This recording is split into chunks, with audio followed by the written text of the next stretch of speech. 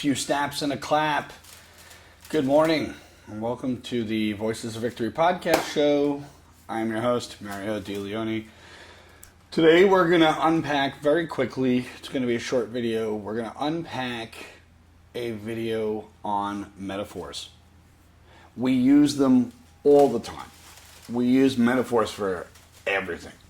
And we could use them probably in the most worst possible way. A good example, if someone calls their spouse a ball and a chain. Say, oh, I'm with the old ball and chain tonight. That metaphor alone is a picture. It's a picture with meaning attached to it.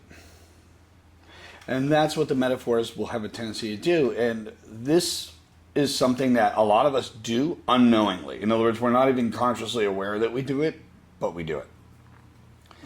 And if you ever use a metaphor and a friend calls you out on it, feel free to write that down and unpack that later. It's very important. So the very first thing that we want to understand about metaphors is that it's understanding one thing for another. Okay, the ball and chain for the idea of a relationship.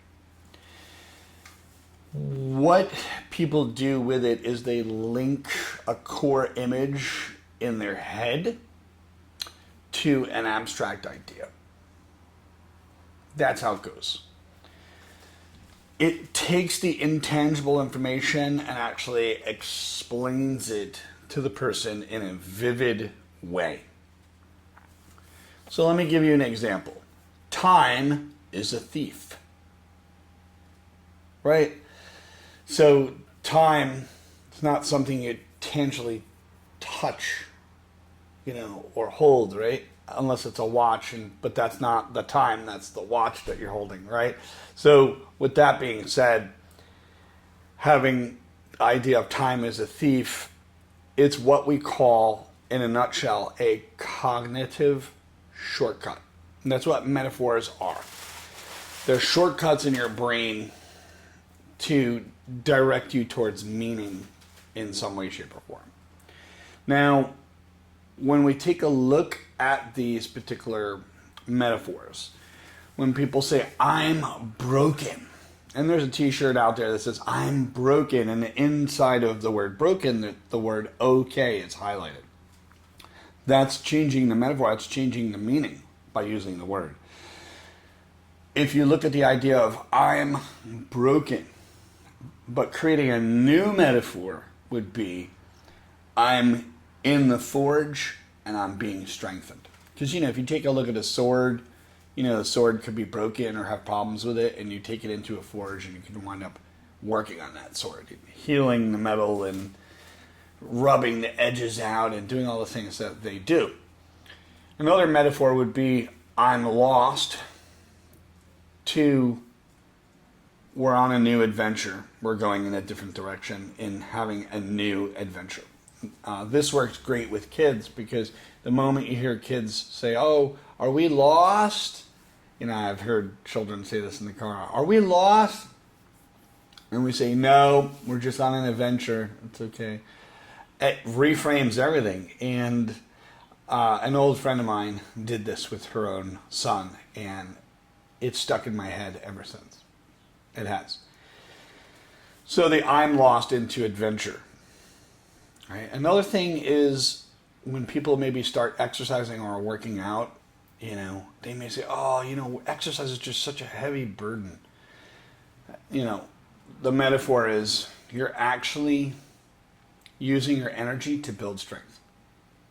So from heavy burden to building strength. Things that are heavy build strength. That could be the metaphor there that you work with.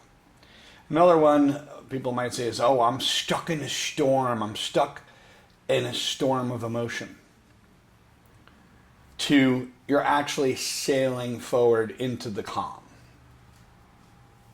Right? So using those are going to be pretty helpful. Now what I want to do, really short, sweet, and simple, is take a hot second to quickly show you how metaphors are actually created very fast. All right, welcome back. So let's go ahead and you can take a look at all the metaphors you have, grab a pen and a paper if you want. That's going to be good. The very first step to shifting your metaphor is spot the old one, because the old one is connected to a picture, an imagery. Time as a thief creates an image, right? So spot the old, write down the picture that it has created. That's step one, literally step one. Step two is you have to keep the core situation, but change the actual frame. Okay, and I'll give you a sweet, delicious formula for it at the end. So you keep the core situation, but then you change the frame to it.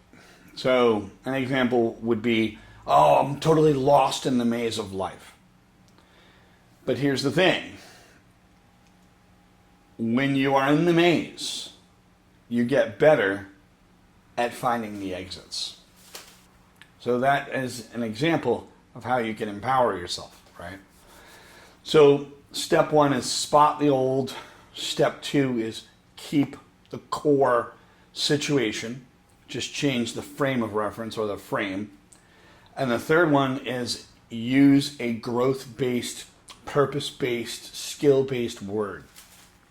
So words that have motivation, words that have skills, words that have purpose, words that give you direction. That's the next thing. So if I had to give you like a simple formula, and I'll put it, on the screen here so you can actually see it. Here it comes. Yeah, there we go. So your current image of what you have, your current metaphor, your current image, adding growth onto it equals empowerment. And that's all there is. It's a nice, short, sweet, simple show. Don't forget to like, subscribe, share this with people who actually need it, and buy me a coffee. It's in the description link. I like coffee. I love coffee.